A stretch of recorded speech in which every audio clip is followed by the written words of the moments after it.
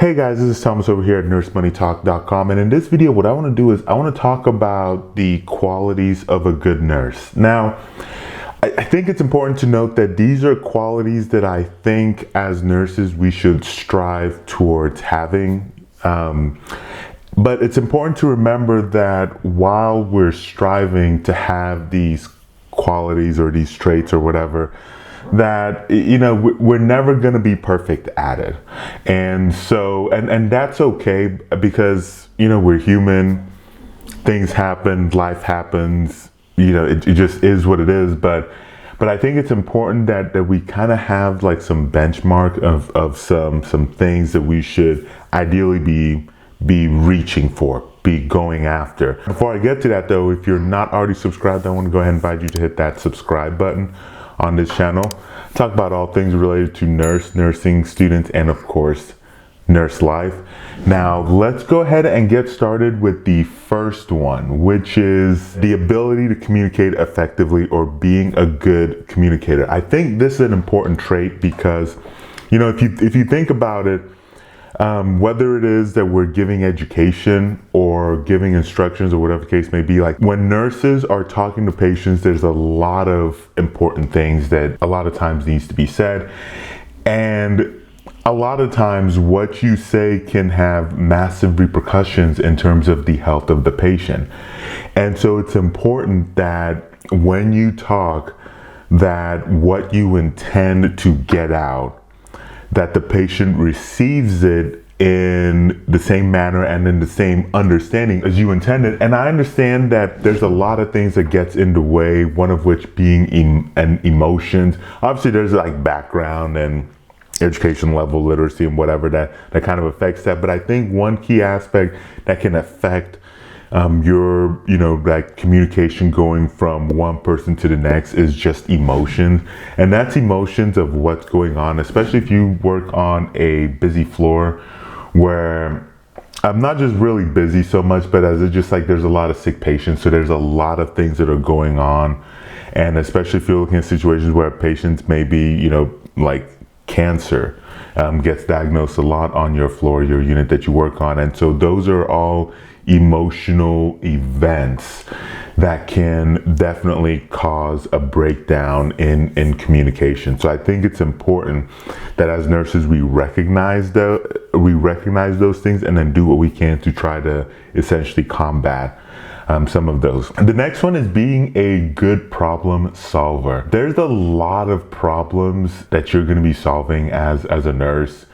And honestly, like it's just a lot of the problems that needs to be solved, honestly, sometimes just doesn't make a whole lot of sense. I mean, it's just, I don't think there's really an example that I can actually share at the moment. But I think like if you've been a nurse long enough, you'll know what I mean. Like, you're solving problems, and more times than not, those are problems that really shouldn't have been problems to begin with, or problems caused by administration, physicians, or even the patients themselves. But either way, one of the many roles and many hats that nurses have to play is to be problem solvers. Next one is just good interpersonal skills. So I feel like this is self-explanatory, but just being able to react and be around and interact with patients or patients' family members in just an appropriate manner. Even if it's not just patients, it could be your coworkers, your physicians, your admins. I mean, this is a big deal. And I think like the interpersonal skills, I mean, you can also count this as maybe like your bedside manners or whatever. I think this plays a huge part in terms of patients and even coworkers' overall experiences when they're around you.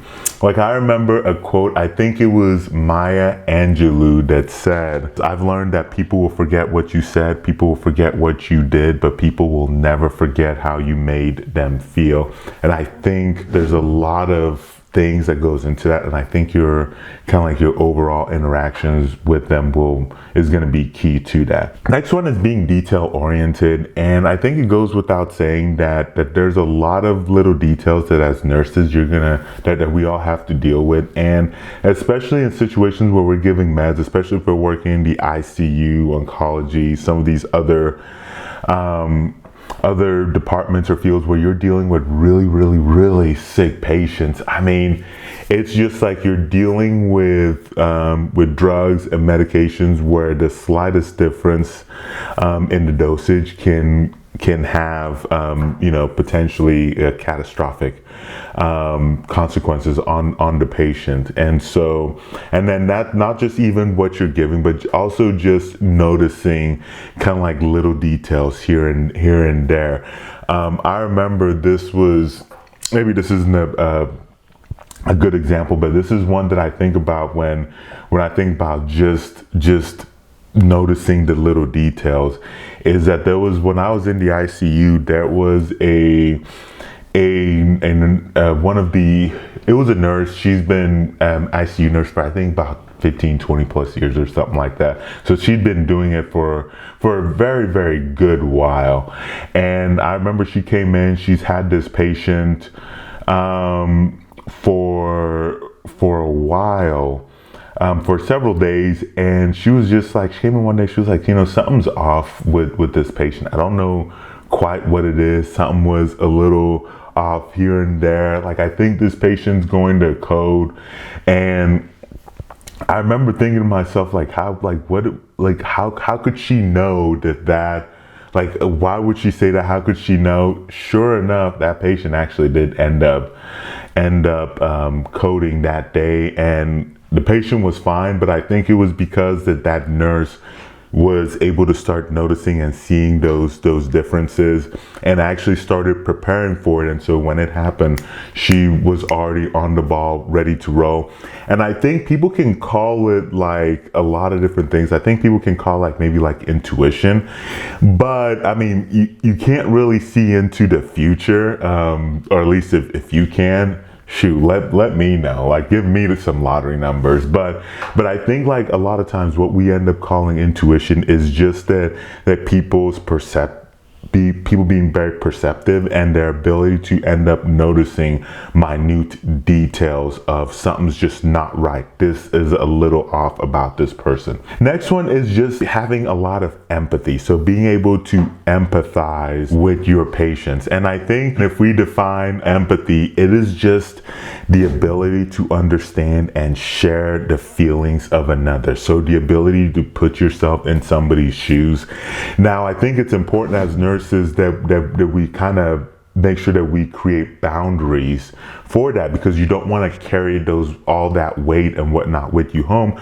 But at the same time, I think being able to empathize, being able to put yourself in that patient's shoes, I think that ends up making a huge difference in terms of just kind of even the care that we provide. I think that ends up making us better care providers. Next one is just making sure being good advocate, being able to advocate for your patient, advocacy. And remembering that one of the primary jobs of a nurse is to be able to advocate for their patients, even in the midst of admin being admin and physicians being silly, that you are focusing on what is in the best interest for my patient, for this patient that I'm looking after. Next one is just being flexible, just remembering that healthcare changes. I mean, it just does. Things can change from minute to minute, hour to hour, let alone from day to day.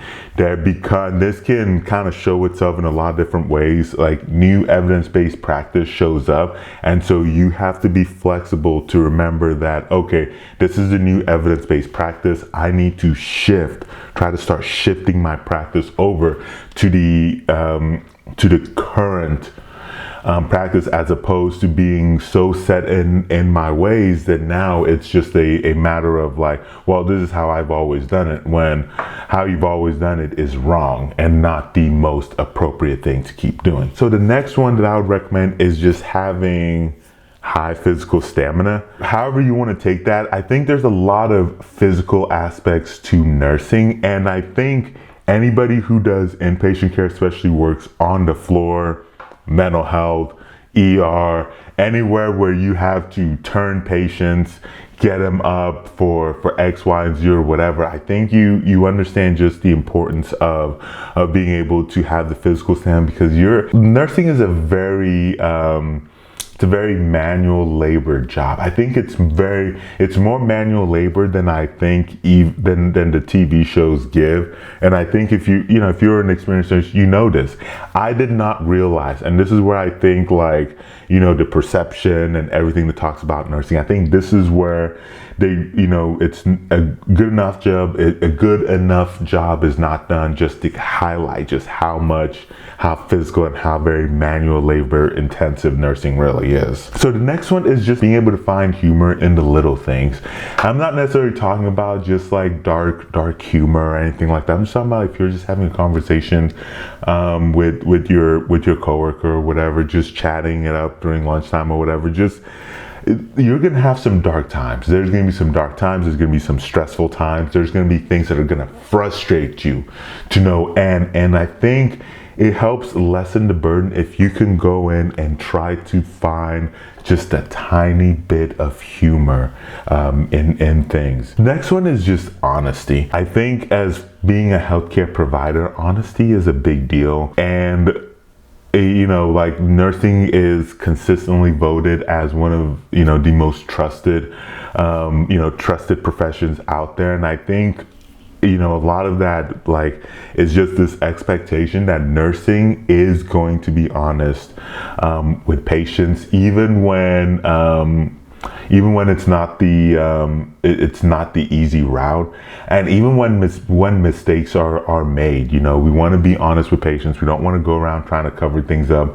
One, you'll probably end up getting caught, and two, there's big consequences for trying to cover things up, especially if the attempt at covering it up is something that could potentially be detrimental to the patient. So just kind of be careful about that. The next one is just being self-aware. I think this is important, is that just to make sure that that you are constantly aware of your own kind of care, like your own feelings, your own thoughts or whatnot. Next one is leadership. In a lot of articles, I don't think I've actually made a specific video on this, but I talk about the difference between like a formal and an informal leader. So formal leader being the ones that have the title, and so like nurse manager, nurse manager, director of nursing, whatever, and then having what you would call like an informal leader. And so these are ones where they don't have the title,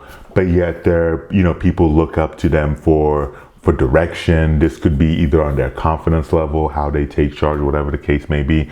And I think like as nurses, like we need to remember that we need to be strive towards we need to try to shoot for being leaders. This doesn't mean that this doesn't necessarily mean that we need to be bossing people around or whatever, but even in the sense of like just taking leadership on kind of like looking out for what's best for your patient. When you see something going wrong, like we're about to start a procedure, we didn't do a timeout, but we should have done a timeout, and the physician's trying to rush everything forward. Take the leadership and be like, no, policy says ... We need to be doing this because it is not only is it a policy thing, but it is a patient safety issue. Things like that is where those leadership qualities end up coming in. Something else I kind of wanted to add about the whole leadership thing is that something to note is that not only when you show leadership, take leadership, especially going back to the example that I gave about the patient and the time, and make sure that there's a timeout, is that it ends up being good for the patient, and at the same time it actually ends up being good for a lot of other people as well, because in that particular situation it's a safety issue for the patient, but at the same time it's also a potentially we don't want to do the wrong procedure and get sued, and then everybody who's actually in there doing that procedure then is potentially liable for that. And so that's kind of something to kind of keep in mind when it comes to leadership. The next one I'm going to talk about is just having good time management skills. And so the thing about this is that this is something that develops over time. I think that a lot of nurses will stress that, oh, well, you'll learn time management in med-surg or whatever. I think a lot of that is kind of BS, but I think what ends up happening is that time management will look different based on where you're at, whether you're working in the NICU, the ICU, med-surg, psych, whatever the case may be. Like, just looking at where am I at, what do I need to do, what is the workflow, because even time management can vary based on facility and whatever workflow that they dictate that you have to do. And then just kind of thinking to yourself, what do I need to prioritize, what needs to get done, what has to get done first, while making sure that you have enough time to actually provide care to your patients. The last quality I'm going to bring up, and I think this kind of encompasses a lot of the things that I mentioned, especially looking at the leadership part of it, and that's confidence. I think confidence is one of those things that I think can be worked on. I think there are obviously people who are just naturally just a lot more confident than others, but I think the other thing, or the other way I should phrase this, is that at least giving the impression that you are confident, even if you're not. And the reason why I say this, and I might get some pushback on this, is that I think when it comes to patients, they're going to look at what you're doing and they're going to feed off of that. So if you come in not very confident, not very sure of yourself on what you're doing, that's gonna shake a lot of patients up. I think when you walk in there and you show some confidence, I think that goes a long way. I remember a situation of walking in there, and this was walking in there as a nursing student, and I'm here. The nurse has already introduced me. I'm here to start a night. My name's Thomas. I'm a student nurse. I'm here to get an IV started on you. I come in there with confidence. Patient looks at me and it's like, have you done this before? And I was like, sir, absolutely. I have done this before. They didn't need to know how many times I've done it before. They didn't need to know that I have done it before. It may or may not have been a mannequin or a real person. But I think when you come in with that confidence, the patient is like, okay, they got this. But I look at even some other situations where you'll have and I'll use the IV again, where you'll have like a nurse come in. This could be an actual nurse, not even a student nurse, but they're not very good with IVs, or they don't do IVs that much. And they come in and they're already saying like, well, I'm not sure I can get this. I'm not so sure. But they're already talking down to themselves, kind of speaking negative about what they're gonna do. And I've seen a lot of times where a patient will look at it and be like, no, you're not sticking me. You need to go find somebody else. I think that is the difference between coming in with confidence. I'm not saying you need to lie.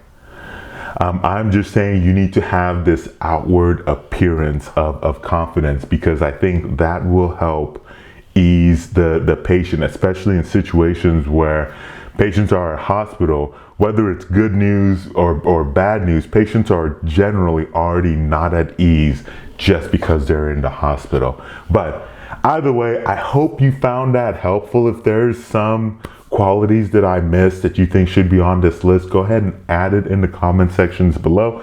Thank you so much for watching, and I'll catch you very soon in that next one.